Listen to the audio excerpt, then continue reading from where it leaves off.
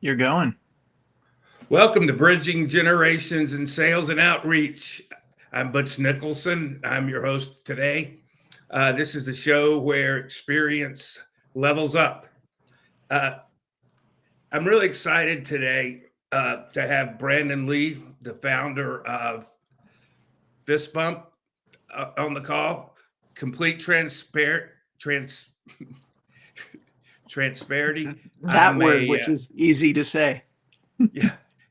I'm the I'm an investor in Fist Bump, and was so excited about what they were doing. Once I became an investor, I work there now. So transparency, you know where we're coming from. We're coming from the same place. I get to grill my boss today. Grill away. So Brandon, when I got involved just from the investor side on Fist Bump, I had been out of the B2B world for 10 years. I was I was a partner in a hardscapes company, and it was B2C. I basically dealt with homeowners. Yeah. When I got in, I was really surprised how much the buyer journey had changed. And what really surprised me is it had just flipped. I mean, it used to be the salespeople were in charge of the buyer's journey, and now the buyer is. Tell me how that has affected the way sales are done today or should be done today. Yeah, I mean that's a big loaded question, and it's really happened over the last probably, 15 years. This whole internet thing has changed the way we communicate. It's changed the way all of us research and learn. Yeah, our phones, we learn differently. And then of course you add in the layer of social media where we're all just so inundated with content. What happens basically is buyers don't need salespeople to do their research. And I know in my early career, I thought, oh, I was really good at cold outreach and opening doors and starting conversations. But over the years, what I've learned is back then, buyers used salespeople for information. Right? Salespeople brought them information. And now, because of the internet, because of our phones, because of social media, because of Google, and now even Chat GPT, we don't need sellers for information, and nobody wants to sell. Nobody wants to be sold. Nobody wants to get in conversations they don't want to be in. So buyers have been able to really just kind of keep sellers at bay. We don't have to respond to emails we don't want, especially because we get so many emails. We don't have to answer calls from unknown numbers because they can just leave a voicemail if it's important. And then as buyers, we're always in control. We can call who we want, we can respond to who we want to, but we don't have to. And that's where the buyer journey has really changed. Buyers have total control. And then you add the traditional outreach motions that were, our sales system is very linear.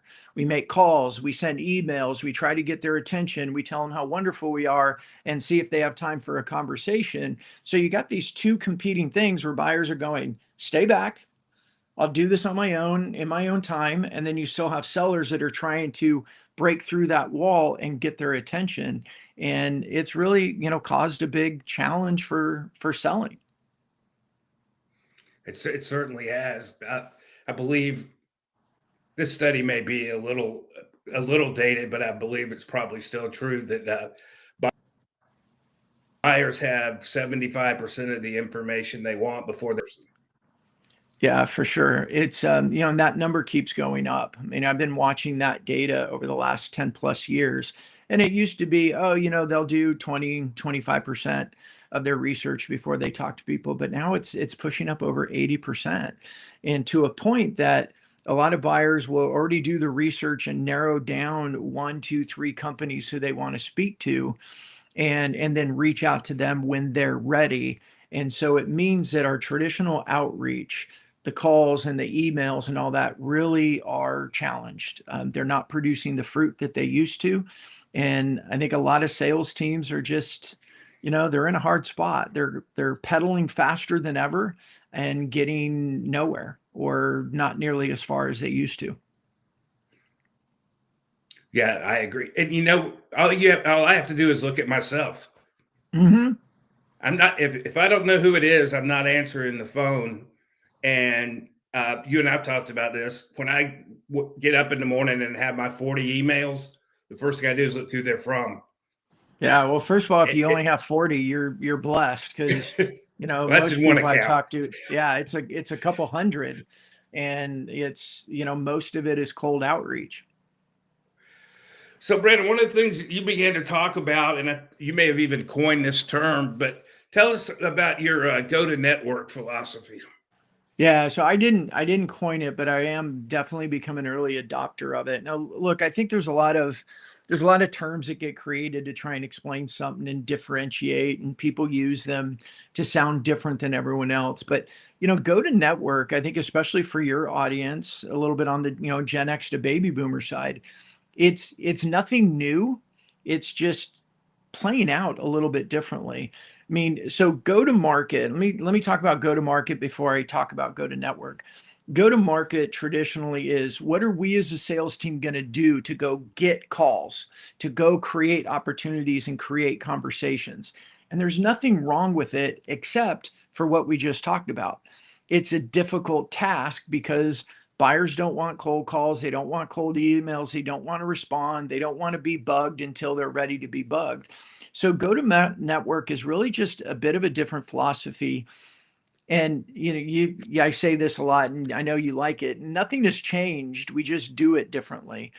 Go to network is about how do we go into the community of our industry where our buyers are and become important. How do we become known? How do we build relationships? How do we build, if you want to use the word personal brand, I like using reputation, that how do you go into a space and become a voice that people start to listen to? So that's really go to network, is where go to market is, let's go in and get calls. Go to network is more of, hey, let's go in and get involved. Let's serve. Let's share. Let's build relationships. Let's become important. And then through those relationships is where all the opportunities come. If we're not known, the chances of our company being an opportunity for a buyer drops dramatically. And the way that we become known is not through cold calls and cold emails. Again, I'm going to keep saying it. There's nothing wrong with cold outreach. I'm not against cold outreach. What I'm pro, though, is how can we turn cold outreach into warm outreach? And we talk about the goals of when we do send a message to somebody, if they say, oh, yeah, you know what, I know who you are, or I feel like I know you, or I've seen your content, or I've seen you as part of community, they're much more likely to say yes because they already feel like, oh, I've seen you. You're in the community. I've seen the stuff that you talk about. You already have a reputation. You already have some influence over me. I already look at you a bit as a trusted advisor or somewhere on that scale because of the type of content that you share, the places you go, the people you talk to, the network that you have. All of those things are just so many little variables that we could start to stack up to improve our opportunity for success. Absolutely. So, Brandon, the thing that bothers me the most on LinkedIn Hmm. is the pitch slap. Yeah. Hey, can we connect? And then 5 minutes later, we're going to have 30 minutes of your time to give you a demo. Yeah. Uh, but what follows that is the company post that's a big, shiny, looks wonderful, professionally done bulletin board piece for the company. Right. And then find out what happens is, all 10 salespeople post the same thing and they all comment on each other's post. And then they Mhm. think they got great engagement, but all the engagement is with people in the company. Yeah, it's LinkedIn and content overall has evolved pretty rapidly. And I would say, 10 years ago, the hey, what's our value proposition? What do we do? And all that captured attention. I think, the internet is still in its infancy. I know, a lot of us been using it for, almost 20, 25 years, but it's still social, and all this content and free access to content is still in its infancy, 10, 15 years. Um, so, I this is a little controversial, and I get people looking at me quizzically, but I think one of the mistakes that we all made, understandably so, is that we gave social and content to the marketing teams. I believe marketing is used to talking at people, and salespeople know that you have to talk with people. You have to be in conversation. So here's the best example I like to give. If you're at a live event, you're in a room, there's a bunch of people, and you look over and you see somebody, you see their name tag, you look at their title of the company, you're like, oh, that's somebody I really want to get to know. You walk up to them and you take out your brochure and you put it in their face and you say, hey, we do XYZ. I think it would be really good for you. Do you have time for coffee tomorrow? Right? We don't do that. I mean, Right. at least you shouldn't do that, right? I mean, some people do, I get it, but overall, we don't do that in a face-to-face environment. Why? It's not effective. If we lead with the brochure, we lead with the product, we lead with the service, we lead with the features and functions, we come off as being pitchy and salesy and aggressive, and people go, whoa, whoa, whoa, whoa. Like, you know, back off, slow down there, right? And then they can't get away from us fast enough. And that's the analogy I give to the consistency of the brochure type messages. Look, there should be some of that, right? We've got to tell people who we are and what we do, but people don't want to connect with brands, at least not in B2B. They want to connect with people. And what really captures our attention is when people are sharing their journey. They're sharing, so I saw a video this morning, and very, very simple. It started with, a question that we've been asked a lot this week is, and they just said the question, and then they went through and they started answering the question. That's the type of content that's going to capture attention, because people, they do want to learn, they want to understand things, they just don't want to be pitched. So it's just that slight difference between going hard into like, hey, here's who we are and here's what we do and this will be good for you, but sharing the same type of information but from a different approach, if you will.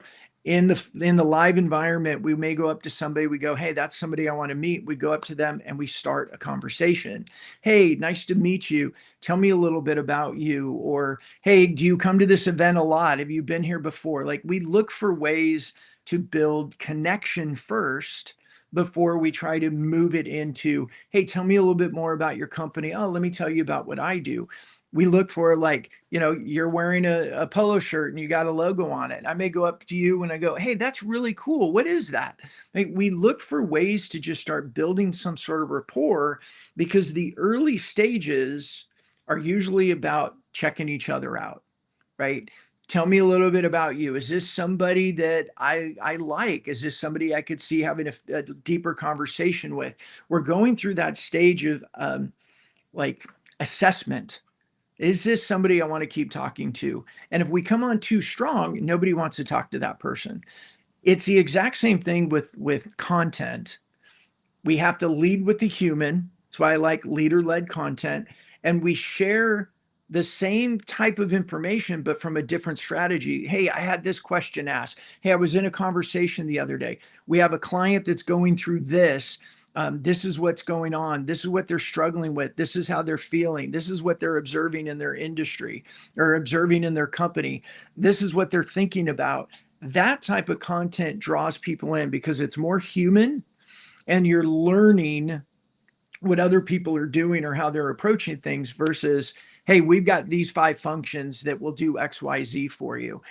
It's not a huge difference, but it's a big enough approach and a strategy or a style approach that if we just lead with features, functions, product, service, what we do, most of us just go whoosh. And you nailed it, Butch. Think about, for everybody, think about your own approach. What captures your attention? Like, just spend some time, go through the LinkedIn news feed or any other social, start going through the news feed and see what captures your attention. That's the style of content you should be creating. If it captures your attention, it's probably going to capture other people's attention. And what most of us do, oh, brochure, oh, that's a pitch, oh, that's brand message, oh, that's a sales approach. Oh, somebody's sharing their journey, somebody's sharing something they've been through. We stop, we pay more attention to it. Yep, for sure. Humans want to deal with humans. Yeah, we sure do. So Absolutely. one, not often, but one objection that I do get from CEOs is, well, I don't want to promote myself. I only want to promote the company. Yeah. One of the ways I like to answer that is to ask a question and just say things like, hey, if you think of the company Apple, who do you think of? And normally people go, oh, Steve Jobs. I go, oh, why? Oh, well, bottom line, what Steve Jobs did really well with Apple was he led with his person. He led with being Steve Jobs and shared from a place of experiences, and it elevated the brand Apple. Bill Gates did the same thing with Microsoft. There's great examples. Those are just big companies, but there's great examples of that. I mean, think about, in my career, what I've always noticed, the number one salesperson in any company, whether it's the CEO, like CEO-led sales, or a sales leader, the number one salespeople, I'm going to say tend to, but I want to say always, and I will say always, they're the ones who are most connected in the industry. They're the ones who are most well-known. They're the ones who are really a part of the community, and most of their opportunities come through that, or because they're so well known, when they do the cold outreach, they make a call to somebody, the person on the other line goes, oh yeah, I totally know who you are. Let's talk. That's it. I mean, we could end this session, our episode right now, and just focus on that, and that alone is the key. And then you go, okay, well, in this modern world where we have LinkedIn, we have content, we have video, we have podcasts, how do we become more known in the industry? Well, provide great information that people want to consume, they want to learn, they want to hear, they want to be a part of, and community will come. And you're in the center of it. I had an interesting conversation with a sales leader in the last 10 days. And he said to me, well, when would I know I was influential in my industry? It's a good question. And how'd you answer it? I said, who in your industry, if they were coming to town and going to make a 1-hour talk, would you absolutely not miss hearing it? Oh, that's good. And he came up with a name. And I said, yeah. So we know he's influential. Yeah. And then you work backwards and go, why? Well, I said, well, what I did, I said, why? And he talked for 10 minutes and nothing about anything the company does came up in it. That's interesting. Yeah. Yeah. If we just look at our own behavior, we can see the trends. Like, so who do you follow? Why do you follow them? What podcasts are you subscribed to? Or what YouTube channels do you follow? And then you just ask yourself, why? Normally it's because I learn from them. I enjoy it. I get value out of it, whatever that right answer is. But it always comes down to, there's something valuable about this for me every day, or there's something valuable about this for me in my role, that I'm drawn to it because I feel good about paying attention to it. It makes me better. It makes me feel informed. It makes me feel connected, anything like that. Then we just pause and we flip it and go, how do I become that voice in my industry? Yeah. And I don't think the answer is ever going to be, well, he knows all 14 things about the widget they make. Yeah, I mean, I'm sure he or she does know the 14 things, but if you lead with those 14 things, the audience backs off. Right. So, Brandon, tell us about your your new three-part model. I'm not going to say any more about what it's called because I'll give it away. Yeah. Yeah, so here's the three parts.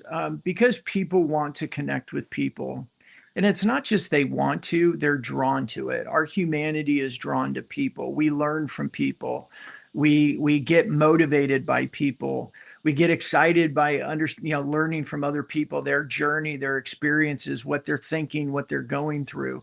So leader-led content is so important. And I know I know it's hard. I know there's I didn't want to get into content. It took me a long time before I started realizing like I need to do this. But I finally got to the point I realized like at the beginning of my career, my first sales job, I kept being told I have to go to these networking events. And I was like, I don't want to go to networking events. Like, I don't want to go do this. I just want people to come to me and go, hey, I'm ready to buy something. Right. I mean, a lot of salespeople were inherently lazy. We go the path of least resistance. The challenge is the path of least resistance doesn't produce fruit. So, I had to learn and build new muscles, learn new skills about how to go to a networking event and make it valuable for me. I had to learn how to start communicating with people. I had to learn how to start conversations. I had to learn how to ask good questions. I had to learn how to get outside of my own nervousness or hesitation to go and put myself into these rooms and have a goal. Hey, when I'm in this room, what do I want to accomplish? Hey, if I can walk away with 5 good business cards and good conversations that I could lead to a meeting over the next couple weeks, this is successful. Great. How do you do that? You don't do it by walking in and going to everybody and go, do you want a meeting next week? Do you want a meeting? No, you go in and you have conversations, you ask questions, you get to know people, you let them get to know you. You move it to the stage where you have the trust enough to ask for a meeting. So the three-part framework is leader-led content. When leaders are sharing their journey, they're sharing their experiences, they're sharing what they've been through, what they've lived, what they've learned, what they're observing in the industry, what they're thinking, what they're talking about. Hey, I was talking with a client, they asked this question. We talked about these 3 things. When you share that type of content, especially as a leader, people listen. I know your audience is older. Remember the old E.F. Hutton commercials? Pretty funny, right? Everybody, it's a big crowded room at or restaurant. Everyone's having dinner, and somebody goes, "Well, my broker's E.F. Hutton," and E.F. Hutton says, and everyone goes and leans in and listens, right? That's what we're going for, right? That's what we want to accomplish. When leaders talk, people want to listen. They want to pay attention. I'll give this another analogy too. And at the top form is this leader-led content. Think about in your companies, whether you're the leader or not the leader, how often in a conversation or a meeting or at a meeting that's scheduled at a trade show do we go, ooh, CEO, could you join me for this meeting, even just for a few minutes? Can you pop in and say hi? Why do we do that? CEO's presence is important. It demonstrates I care. It demonstrates I'm active. It demonstrates that we're, you're important for me to take the time to come and meet you and shake your hand and share a little bit about the vision of the company. CEO and leaders, overall leadership, their presence is so important. That's why leader-led content is so important. And without leaders creating content, we only have marketing content. We only have brand messages. And as we kept saying already today, just in the whatever 20 some minutes we've been on, nobody wants to connect with the brand, not in B2B. We want to know the people behind it. So leader-led voice, sharing their journey, sharing their experiences, what they're thinking, what they're observing, getting to know them is the fastest way to build your brand. So in leader-led content, but then the next stage is, well, what type of content? And, I've been doing content since the 90s. 98 was my first content company. 97, we started working on it, launched it in 98. And I talk about resonance, right? We need content that builds connection, not content that promotes, especially now. There's so much promotional content. Generative AI has just increased the amount of content that companies are creating, but it's always promotional. This is what we do. This is who we are. This is how we help. I mean, all this content that promotes And if any of us just pause for a second, again, think about on your own scrolling, do you pay attention to that content or do you just scroll right past it? If we're being honest, most of the time we scroll right past it because we don't want to be pitched. So content that builds connection. What does that mean? Well, it means what I've been saying. When leaders are sharing information of what have I lived? What have I gone through? What have I learned over the years? What am I learning currently? What am I observing in the industry? What am I thinking about? What am I concerned about? That type of content builds connection because you're demonstrating your humanity, and it gives people, and this is really important, it gives readers the opportunity to connect with you, to say, I identify with them. I get their journey. I resonate with their journey. And what it does is it builds more of an emotional connection. This is really important. Content that promotes is logical. Logic makes us think, but it quickly leaves our brain. If we're not ready for it, it leaves our brain. Content that connects goes to the heart and then to the brain because we feel connected. Oh my gosh, I didn't know this leader had gone through that. Well, that's a really interesting perspective. I like the way that they addressed that. It's a very different conversation than features, functions, products, and services. So that second stair is connect versus promote. And then the third layer, and this is really important, and this is where so many leaders don't get to, they don't realize the value of their leader-led content. All that content fuels the rest of the outreach engine. So if you are doing cold outreach, which you should, we have options. Option one, hey, we do XYZ. Do you have 30 minutes for a call? Boring, ignored, sounds like everybody else. Option B, hey, our CEO, our leader, our president has this show and podcast. On this episode, they talked with so-and-so's the guest, and they talked about this topic. Here's 3 key points they made. And maybe even you add in there is like, here's a link to the video. And at the 20-minute and 50-second mark, they start talking about this topic. At the 31-minute mark, they talk about this topic. Make it easy for people. But now you're sharing information that would be valuable to them instead of information that is promoting you. So that leader-led content that's designed to connect and share journey and experiences fuels, it can fuel phone scripts. Instead of calling going, hey, we do XYZ, do you got 30 minutes for a call? Hey, Butch, I'm leaving this message just to let you know, I'm going to shoot you an email with the link. Our CEO led a roundtable discussion. They led a podcast episode. They were talking with such and such person as a guest, and this is the topic. I'm going to send you an email, and there's like 5 different links in there to specific points with on these topics that you might be interested in. Send that. Leave that as a voicemail. Follow up a few days later and go, hey, I wanted to see if you got a chance to take a look at it. Was it beneficial? Can I help you in any way? Can we have a conversation about it? Or follow up with, hey, we've heard people responding this way to the episode. Be valuable to people. So many of us want to be known as a trusted advisor, but yet none of our actions in our outreach are providing trusted advice. It's only providing pitches. So leader-led content that connects, not promotes, and then use that content to fuel your entire outreach engine, blogs, emails, newsletters, email campaigns, social content, of course, video content. That's the 3-step framework. Yeah, that makes complete sense, especially given the current buying environment. So, Brandon, when you were talking about that, one of the things that occurred to me, especially around the creating multiple channels with content, take the same content and use it different ways, is the value of storytelling in that. Mm-hmm. I've been in sales for over 45 years, and whether it's the Girl Scout in front of the grocery store or the guy or woman selling the $1 million something, they're all good storytellers.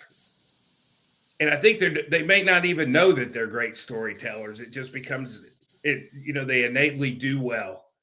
But talk about the value of storytelling.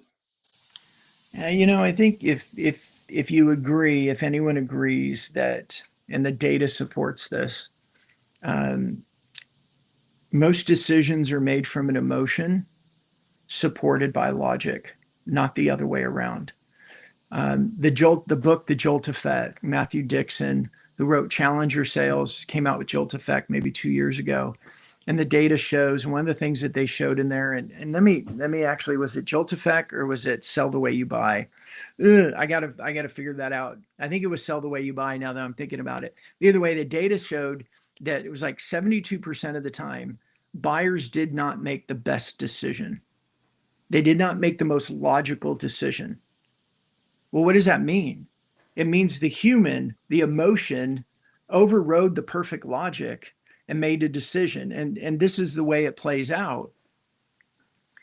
I feel like this organization is going to give us the best service. On paper, they may not be as strong. Their features or functions or something may not be exactly what we need, but I feel like they're going to go above and beyond. They're a better consultant for us. They're a better trusted advisor. I trust them better. I feel better connected to them. I feel better about this decision than the other decision. Everything in there, if you agree with that, everything in there is emotion. I feel better about this decision, even though on paper it may not look like it's the right one. That's human emotion. That's our humanity getting into it. So the storytelling and the conversation and acting like a trusted advisor by giving trusted advice is the acceleration to becoming more emotionally trusted, more emotionally connected to your buyers. Brandon, while you were saying that, what came to mind for me, if emotion didn't matter, all those shiny promotional pieces would work. Yeah, and if humans weren't human, then you'd be spot on. you Right. know? Yeah. It's interesting. Uh, so, Brandon, I don't want us to run out of time before we. So, have you said everything about go to network instead of market that you want to say? No, I think so. I mean, I think to summarize it, I mean, go to network is just a mindset shift in selling. We still have the same goals. We want to go into market. We want to sell as much as we can, as fast as we can. We want to talk to as many people as we can. Full stop. In our modern environment, because of all the things we talked about, the internet and Google and search and chat GPT and LinkedIn and YouTube and every other piece of content, all the emails that are coming in, because buyers are keeping all that information at bay now, unless they want to engage with it. Go to network just is a philosophical difference from go to market. How do we go be valuable in our industry so that people want to engage with us? They want to talk to us versus keeping us at bay. I mean, that's the bottom line. Sure. So I know you have an interesting, we'll call it new venture that Fist Bump is moving into. Tell us about the executive roundtables and Yeah, the importance of that. Sure. So, if you look at the go to network mindset and things like, your show and what you do, you're bringing valuable information into the industry. You do it live on LinkedIn and live on YouTube and live on Facebook or Instagram or wherever you want to go. It's video form, it's information. It should be valuable information. Topics of the shows and guests should be something people go, oh, I'm interested in looking at that. It's along the lines of that go to network mindset. How do we get into the middle of the network and the industry and be valuable so that people want to come? We've done the same thing with what we call our executive voice program. It's just creating content for not just social, not just LinkedIn, but YouTube and blog content and email content and newsletter content.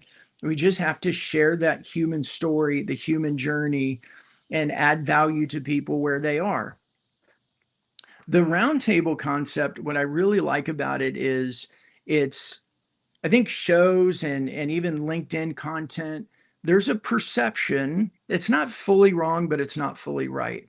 There's a perception that these are long tail. It takes a long time to build value. You're like, oh yeah, I've heard CEOs like, hey, we would love to do a show, but we need sales now. Well, if you follow the framework and you do the show and it's the right type of content, and then you fuel it into your outreach activities, it creates conversations fast. But if you just do a show and you, everybody, we have a show, and you create content, but you never use that content to fuel your outreach, you just go back to the same old outreach of, hey, we do XYZ, you got 30 minutes for a call. Well, then, yeah, your show's going to take a long time to build penetration. I mean, that's number one, really, really important for people to see. I can get frustrated when people go, oh, yeah, LinkedIn's great, but it's more of a nice to have. It's only a nice to have if you use it that way. If you build it, they will come. Yeah, it's going to take a long time. But if you create the right content and then use that content in the right way for outreach, then it speeds up your pipe or accelerates your pipeline building, your pipeline growth, and creating your opportunities. So that's number one step. The roundtable concept, it's just a new way of doing what the foundation of what we do, which is how do we get into a network and become valuable? So the roundtable, it's really easy. It's not a pitch. There's no selling. There's no PowerPoint. It's not a webinar where we're going to teach you something because we're going to sell you something at the end. I think a lot of us have gotten used to that. Webinars, oh, you're going to teach me something. Oh, you're not just trying to teach me something. You're actually trying to sell me something. There's so many like CEO roundtable groups. There's, the Vistage, the Convenes, the C21s, and so many others. What's the value of what they do? Well, they'll get 12 CEOs into a group. It's peer-to-peer learning. There's no pitching. There's no selling. It's learning with each other. It's learning from each other. So taking that and adding it into your go-to-network strategy is facilitating these roundtable discussions. It doesn't have to be CEOs, whoever your ideal customer profile is. Create the environment, a virtual roundtable, where people can come together, similar industries, similar, titles, whatever the commonality needs to be. It's CEOs, just really easy example, but create an environment where everybody can come together and learn together and talk and share and listen. So you have a virtual roundtable, and you can do it live if you want in your local environment, but it's just an opportunity for an hour or more where you get like-minded people to come together and learn, share, listen, and be together. It's extremely valuable for business people. What do we ultimately, we want to learn, and we don't want to be pitched. So bring people together. And when you're the one that's coordinating that and you're moderating the discussion, you automatically start to get more credibility. And here's a really important part. You're building good relationship with everybody who attends. So you create registration, people register. If you're worried about competition, you set that way. Hey, it's first come, first serve in these areas because we don't want competitors, because you don't talk in front of your competitors. But you get 20, 30, 40 people in one of these sessions, and you moderate the conversation and let everybody learn together. Here's the value of it, because you're the one that coordinates it. You're the one that puts it together. The next day you start calling everybody that showed up, and you leave them a voicemail if they don't answer, and you go, hey, I'm so grateful that you came. Tell me about your experience. What did you get from it? Facilitating and moderating and creating that automatically gives us some influence. It gives us some credibility, and they're more likely to talk to us. And what I hear is, oh yeah, hey, thanks for putting that on. That was so valuable. And they start sharing what they got from the event, from the roundtable. I learned this. I had been thinking about this. I didn't realize how important it was going to be. I'm starting to take a look at that. And you're just learning with people, but more importantly, you're building a stronger relationship with them. They also happen to be your ideal customer. It doesn't mean go in and start pitching. It just means you're building better relationships with people in your industry. And I'm just a big believer that I mentioned this earlier, the number one salesperson in every company I've ever looked at is the one who is what? Most connected in the industry, knows the most people. So the roundtable and facilitating, moderating, and creating that, it's just another way to become important to your buyers, to become influential and build those relationships with them. Yeah. And, And the also, key, go I ahead, was just please. saying, the key there is, I just want to make sure people don't realize you're not just, oh, it's a roundtable, and then when the event's over, it's over. No, everybody who showed up, message them, call them. What did you think? What did you gain from it? What should we do different next time? It's like we're all learning together, but it's that outreach opportunity to build deeper relationships and have better conversations with people from a place of being a consultant or being an advisor or being a servant and serving people. Not just now you pick up the next day and you call them and go, hey, thanks for attending. Can I sell you something? And that's unfortunately what we tend to do as salespeople because we're so under so much pressure to sell, sell, sell. Go slow to move fast. Build better relationships and more opportunities come. That's what I wanted you to speak to as we get near wrapping up here is what you just said. Don't focus on the volume. Don't focus on the speed. Focus on the connection. Focus on the quality of the connections. Oh, yes, for sure. Yeah. Yeah. And it's, I share this story a lot because it's so valuable and it's so visual. Because of my show and, Mastering Modern Selling, we've been doing over 3 years or about 150 episodes into it. And the content that I create on LinkedIn, I was at the airport. I'm sitting at my gate, pounding away on my laptop before I boarded my plane.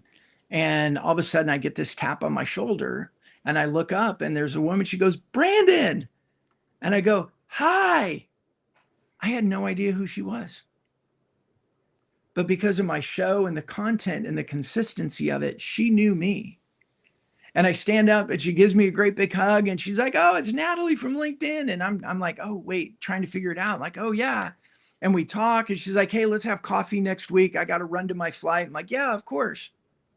If it wasn't for my show and the content and the style of content, right? That's important too. The style of content.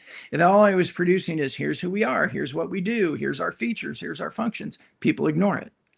But because I'm sharing more of my journey and my experiences and about conversations I have with people, other people pay more attention to it. Then they know who I am. They remember me. And so much to the point that she was willing to stop as she was late to her plane, running to her plane, stop and say hi to me and introduce herself. And then we had coffee, we had breakfast, we've gotten to know each other. And now we are, in partnership and we refer people to each other. And I've got a lot of stories like that. I've shared with you the one that I was at an event for my daughter's college and there was only like 10 or 12 families in the room on a parents' weekend. And I got another, hey, aren't you Brandon? Yeah. Oh, I watch your show. I'm like, oh, thank you.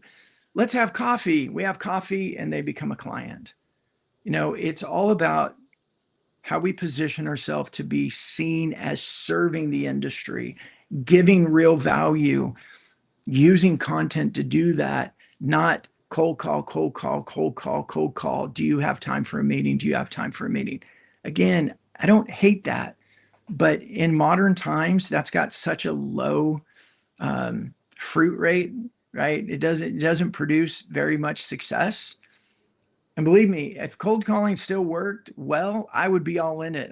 My second company, we had a big call center up in Coeur d'Alene, Idaho, and we took that company from 0 to 18 million with cold calling. But cold calling worked then. It was, we didn't have caller ID. We didn't have Google. We didn't have all this stuff. I love cold calling. It's easy. It was easy, but it doesn't work now. So now we have to go, what's next? What's new? How do we build this reputation in an industry? And we have to align ourselves with the way buyers engage content. And if we do it differently, then our content's just not working. Right. So the tagline for my show is old school wisdom, new school tools. And if you're listening today, don't think, oh holy crap, I got to change everything I've ever done. How am I going to do this? I got no clue. You don't have to do that. This is not about starting over. This is just Yeah. about evolving. Yeah. People still want to buy. Go ahead. No, go ahead. I'm sorry. People still want to buy from people they know, like, and trust. Just the Mhm. way you do that is different. And Brandon helped us with a lot of things about how it's different today. But since I'm one of you, I know you can do that. Yeah. And to be honest, it's a whole lot easier than dialing the phone 100 times a day or getting Or 300 200. times a day. Yeah, 400, or Yeah.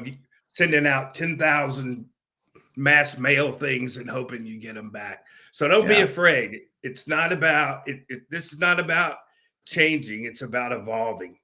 Yeah. And if we And can help you with that, go ahead, please. let me share this story because I know your audience does a lot of live networking, right? They're in the community. They're going to events. They're meeting people.